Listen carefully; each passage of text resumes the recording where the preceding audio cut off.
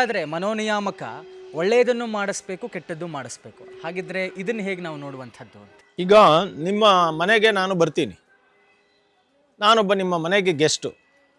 ನಾನು ನಿಮ್ಮ ಮನೆಯ ಒಳೆಯ ರೂಮನ್ನು ಬಿಟ್ಕೊಡ್ತೀರಿ ನನಗೆ, ಕೊಠಡಿನ. ನೀವು ಮನೆ ಒಳಗಡೆ ಬಂದು ನಿಮ್ಗೆ ಏನೇನೋ ಮಾಡೋದಕ್ಕೆ ನನಗೆ ಅಧಿಕಾರ ಇಲ್ಲ. ಆದರೆ ನೀವು ರೂಮ್ ಒಳಗಡೆ ಬಿಟ್ಕೊಟ್ಟಿರೋದ್ರಲ್ಲಿ ನನ್ನ ಸ್ವತಂತ್ರ ಇದೆ. ನಾನು ಇಷ್ಟ ಬಂದಾಗ ಮಲಗಬಹುದು, ಏನೋ ಮಾಡಬಹುದು, ನನ್ನ ವಸ್ತ್ರಗಳನ್ನು ಬದಲಾವಣೆ ಮಾಡ್ಕೋಬೋದು, ನನ್ನ ನಿತ್ಯ ಕರ್ಮಗಳನ್ನೆಲ್ಲ ಮುಗಿಸ್ಬೋದು. ಅಲ್ಲಿ ಬಂದು ನೀವೇನು ನಿಮ್ಮದೇನು ಡಿಸ್ಟರ್ಬ್ ಮಾಡಲ್ಲ. ಅಲ್ಲಿ ಸ್ವಾತಂತ್ರ್ಯ ಇದೆ. ಕೊಠಡಿಯಲ್ಲಿ ಇರುವ ಸ್ವಾತಂತ್ರ್ಯ ಏನದು? ಸ್ವಾತಂತ್ರ್ಯ ನಿಮ್ಮದೇ ಮನೆ, ನಂದಲ್ಲ. ಆದರೂ ನೀವಲ್ಲಿ ಸ್ವಾತಂತ್ರ್ಯವನ್ನು ಕೊಟ್ಟಿದ್ದೀರಿ.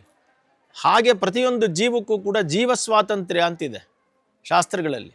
ಅಂದರೆ ಕೆಲವು ನಿರ್ಧಾರಗಳನ್ನು ಭಗವಂತ ಸಾಕ್ಷಿಯಾಗಿ ನೋಡ್ತಾ ಇದ್ದಾನೆ ಅಷ್ಟೇ. ನಿಮಗೆ ಸ್ವತಂತ್ರ ಕೊಟ್ಟಿದ್ದಾನೆ.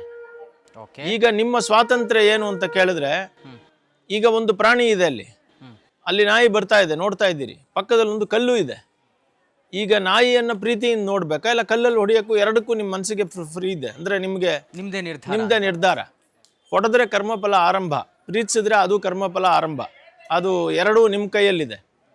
ಈ ಸ್ವಾತಂತ್ರ್ಯವನ್ನು ಕೊಟ್ಟಿದ್ದಾನೆ ಅಂತ ಹೇಳ್ಬಿಟ್ಟು ನೀವು ಕಲ್ ತಗೊಂಡು ಹೊಡೆಯೋದ ಅದಕ್ಕೆ?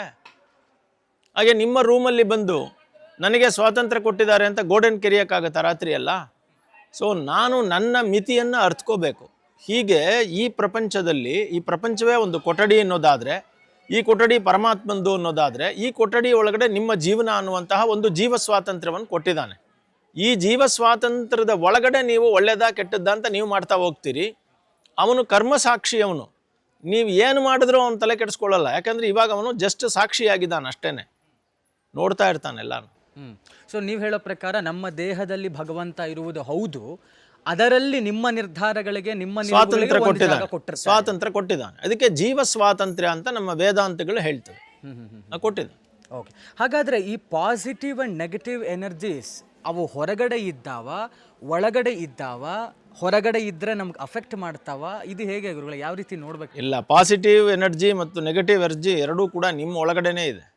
ಈ ಜಗತ್ತಿಲ್ಲ. ಹೌದು, ಹೊರಗಡೆ ಬೇರೆ ಇದೆ. ಹೊರಗಡೆಯಲ್ಲಿ ಇನ್ನೊಂದು ಜೀವದ ಒಳಗಡೆ ಇದೆ. ಆದರೆ ಈ ಪ್ರಕೃತಿನೇ ಅತ್ಯಂತ ಆನಂದದಿಂದ ಕೂಡಿದೆ. ಇದರಲ್ಲಿ ಯಾವಾಗಲೂ ಪಾಸಿಟಿವೇ ಇದೆ. ಈ ಪರಮಾತ್ಮನ ನೆಲ, ಜಲ, ಆಕಾಶ, ಬೆಳಕು, ಗಾಳಿ ಇವೆಲ್ಲವೂ ಪಂಚಭೂತಗಳು ಶುದ್ಧವಾಗಿದ್ದಾವೆ. ಈ ಪಂಚಭೂತಗಳಲ್ಲಿ ನಿಮ್ಮ ಮನಸ್ಸಿನ ಕಾರಣದಿಂದ ಅದನ್ನು ಕೆಡಿಸ್ಬೇಕಷ್ಟೇ. ಅದನ್ನು ನೀವು ಹೇಗೆ ತಗೊಳ್ತೀರಿ ಅನ್ನೋದ್ರ ಮೇಲೆ ಡಿಸೈಡ್ ಆಗುತ್ತೆ.